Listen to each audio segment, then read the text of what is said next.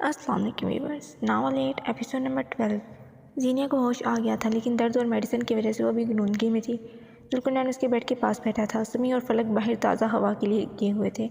फजर का वक्त था। हैदर होंठों ने हल्की सी जंबिश की। जुल्कुनैन जल्दी से अपना कान उसके होंठों के पास ले गया कि सुन सके, मगर वो गुनूनगी के बायस दोबारा नहीं बोली। जुल्कुनैन ने आराम से उसका हाथ पकड़ा। बाजू पर हुई बैंडेज बता रही थी कि जख्म ऊपरी नहीं थे, बहुत गहरे थे। अहमद का चेहरा जुल्कुनैन की आंखों में आ गया। इसने सख्ती से लब भींचे। एक दफ़ा फिर उसकी चमड़ी देने का दिल किया था, मगर इसने खुद को नॉर्मल किया। प्यार से उसके हाथ को चूमा। इसके लम्स से जीनिया के हाथ में लर्जिश हुई और माथे पर बल पड़े, जैसे उसकी नूदगी में भी उसे नागवार गुजरा हो किसी का छूना। हैदर के लम्स की आदत थी, वो कैसे किसी और का छूना बर्दाश्त करती। जुल्कुनैन की बेसाख्ता नज़र उस पर गई, जो माथे पर बल डाले बंद आंखों से लेटी थी। वो हंस दिया इसकी हरकत पर कि नींद में भी उलझन महसूस की है। सारी रात इसने जाकर गुजारी थी। आंखें कर्ब से लाल थीं, जैसे इसके उठने के लिए बेताब हो। तभी सीनियर डॉक्टर अंदर आई तो फ़ौरन जुल्कुनैन खड़ा हो गया। होश आया इन्हें। बेड के पास आते पूछा, अभी नींद में है? जुल्कुनैन जवाब दिया, मेडिसिन की वजह से नींद में है, जल्द ठीक हो जाएंगी, डोंट वरी, शाम तक हम इन्हें डिस्चार्ज कर देंगे, डॉक्टर ने जुल्कुनैन से कहा। फाइल चेक की और चली गई। अभी 5 मिनट गुजरे थे कि अंदर आकर नर्स ने जुल्कुनैन को बुलाया कि उसे डॉक्टर बुला रही हैं। जुल्कुनैन को हैरत हुई कि अभी तो आई थी, ऐसा क्या काम हो सकता है। आइए मिस्टर जुल्कुनैन, डॉक्टर ने फाइल बंद करते कहा। जुल्कुनैन अंदर आया और कुर्सी पर बैठ गया। जी डॉक्टर, जुल्कुनैन ने संजीदगी से कहा। देखिए मिस्टर जुल्कुनैन, जो कुछ हुआ कि एक पुलिस केस था, लेकिन चूँकि आप कैप्टन हैं और इस केस को संभाल लिया गया है तो नो इश्यूज़। लेकिन जब हम इनका ट्रीटमेंट कर रहे थे तो हम इनको किसी टेंशन में पाया है। अब ये नहीं पता कि ये मेंटली अपसेट क्यों है। मे बी वो होश में आने के बाद कोई सीरियस एक्ट करें या शायद नॉर्मल। नहीं इल्म, आप बस इनका ख्याल करें, फ्रेश बातें करें और जो हादसा हुआ उसे बिल्कुल याद ना करने दें। डॉक्टर ने ठहरे हुए लहजे में तफसील दी। जुल्कुनैन भी ज़रा परेशान हो गया कि आखिर ऐसा क्या है जो जीनिया को परेशान कर रहा है। जी डॉक्टर, इंशाल्लाह हम इनका पूरा ख्याल करेंगे, डोंट वरी, जुल्कुनैन ने मुस्कुराते हुए। जुल्कुनैन दरवाज़ा बंद करके बाहर आया कि किसी से ज़ोरदार किस्म का तसादम हुआ। जुल्कुनैन ने बेसाख्ता उसे थामा, नहीं तो मुकाबिल शख्स उसके कदमों में होता या कॉरिडोर के दरमियान सजदा रेस होता। अम्मी जी, अम्मी जी, अम्मी जी, मैं गई, बचा लो, बचा लो, बचा लो। वो आंखें बंद किए ज़ोर ज़ोर से बोल रही थी। जुल्कुनैन ने खौफ से उसे देखा, जिसके चेहरे पर उसके सारे बाल आए हुए थे और वह मुँह दूसरी तरफ किए ड्रामे कर रही थी। ओह ठीक हो, इसको झंझोड़ता था कि होश में आए। वो जो आंखें बंद किए ज़ोरों शोर से लगी थी, इसकी आवाज़ पर झटके से उसकी तरफ सर किया। बाल किसी फिल्मी सीन की तरह चेहरे से दूर हुए। जुल्कुनैन सामने मौजूद शक्ल देखकर चौंका, मगर फ़ौरन से अपने तासुर छुपाए। तुम कमबख्त बदतमीज़, गिराना था मुझे क्या? हाँ, एक झटके से उससे दूर होती तीखे अंदाज से बोली। जुल्कुनैन ने उसकी बात पर आंखें घुमाई। तुम सुधर नहीं सकती, हर बार चीखती क्यों हो?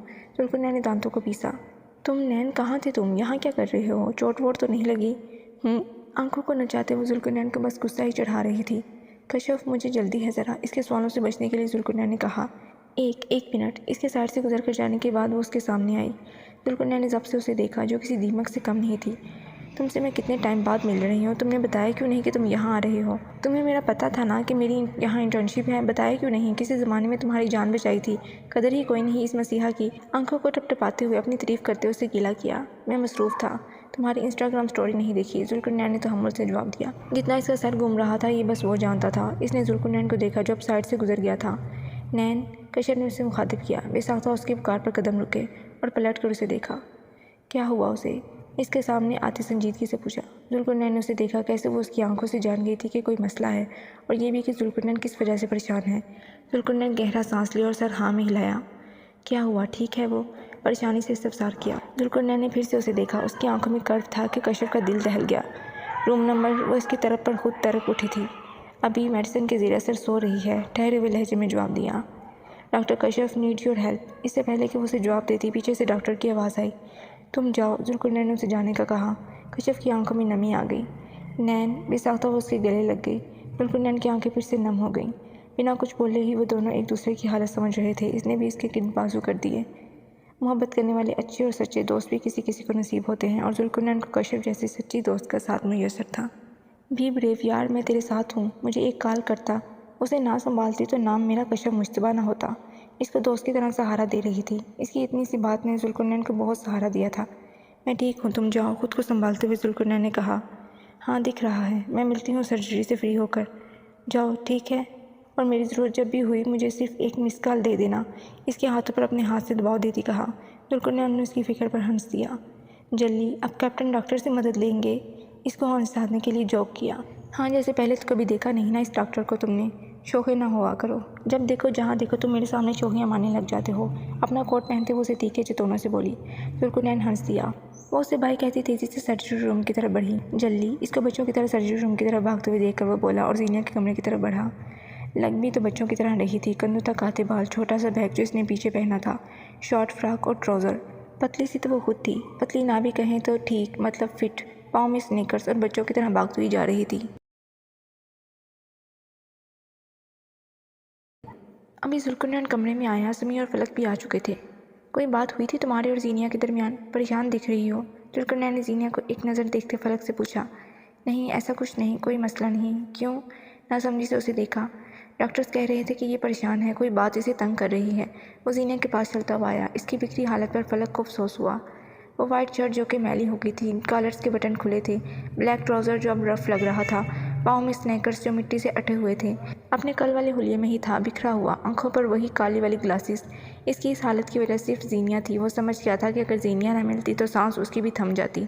जब तक देखा नहीं था पास से तो इतनी चाहत नहीं थी। अब इससे ऐसी मोहब्बत हुई थी कि बस नहीं चल रहा था कि उसे अपने सीने में भींच ले और सारे दर्द निकाल ले।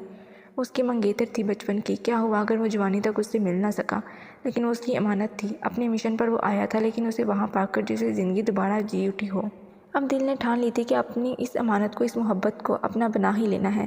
जो इसका है, जो जुल्कुनैन का है, वो उसी का है। वो उसे हासिल कर लेगा, ये सोचे बिना कि वो तो किसी और के इश्क में गिरफ्तार है और यहाँ जुल्कुनैन उसे अपना बनाने में लगा हुआ है। जुल्कुनैन, तुम जाकर आराम कर लो, हम इधर ही हैं। समी ने उसकी हालत के पेश नज़र कहा। वो कितनी तकलीफ़ में है, कितनी अजियत में है, और मैं इसे छोड़कर चला जाऊँ? कभी नहीं। एक ट्रांस की कैफियत में वो बोला। फलक को कोफ्त हुई। उसे उलझन दे रहा था ऐसे जुल्कुनैन का जीनिया के लिए बोलना। चले जा यार, और सर विजदान से कहो हमें नहीं कोई मज़ीद सर्वे करना, बस अब वापस चलें। समी ने उसे दोबारा कहा, जो ना जाने की ज़िद लगा रहा था। नहीं, इसने दो टोक कहा। कह रहे हैं ना, रेस्ट करो जाकर, थोड़ा फ्रेश हो जाओ, मैं पास हूँ इसके, चले जाओ, बेहतर यही है। फलक ने उसे कहा तो नरमी से था, लेकिन उसकी बेजारी लहजे में मौजूद थी। जुल्कुनैन का ध्यान उसकी तरफ था, इसलिए वो उसके लहजे की बेजारी को नोट न कर सका। सही कह रही है, चले जाओ। समी ने जुल्कुनैन के कंधे पर हाथ रखा। जुल्कुनैन अब जैसे ज़रा समझ गया था कि यही ज़रूरी है। वो सर हाँ में हिलाता कमरे से चला गया। ये क्या था? फलक के पास आकर संजीदगी से पूछा। क्या था? फलक अनजान बनी। तुम्हें पता नहीं? कैसे बात की तुमने जुल्कुनैन से? समी ने ज़रा गुस्से से कहा। फलक ने कोई जवाब न दिया। भूलो मत, इसने जीनिया को खून दिया है, मसीहा है वो, जान बचाई इसने जीनिया की। वो ना होता तो हम जीनिया को ढूंढ ना पाते। समी उस पर गुस्सा हो रहा था। इसे बिल्कुल पसंद नहीं आया था कि फलक का ऐसे बात करना। बस करो, जुल्कुनैन के कसीदे ना पढ़ो। फलक को भी इसकी हिमायत बुरी लगी। अब वो कैसे बताती समी को कि जीनिया का निकाह हो चुका? अगर वादा ना किया होता तो वो कभी ना छुपाती। क्यों बुरा लग रहा है तुम्हें जुल्कुनैन कैसे जीनिया की परवाह करना? समी ने तेवरियों से कहा। गुस्सा तो ऐसे ही आ जाता था, क्योंकि इससे पहले कि वो झुंझला कर जवाब देती, जीनिया की कराहने की आवाज़ आई। वो दोनों उसकी तरफ मुतवज्जा हुए। जीनी मेरी जान, फलक उसके चेहरे से बाल हटाते प्यार से बोली। हाँ हैदर, इसके लब फुड़फुड़ाए। क्या? देखो तुम परेशान ना हो, हम तुम्हारे पास हैं। फलक को उसकी आवाज़ समझ नहीं आई थी, इसलिए उसे दिलासा देने लगी। शायद इस हादसे के ज़ेर असर हो। प्लीज़ मुझे हैदर से मिलवा दो। नीम आंखें खोले कहा।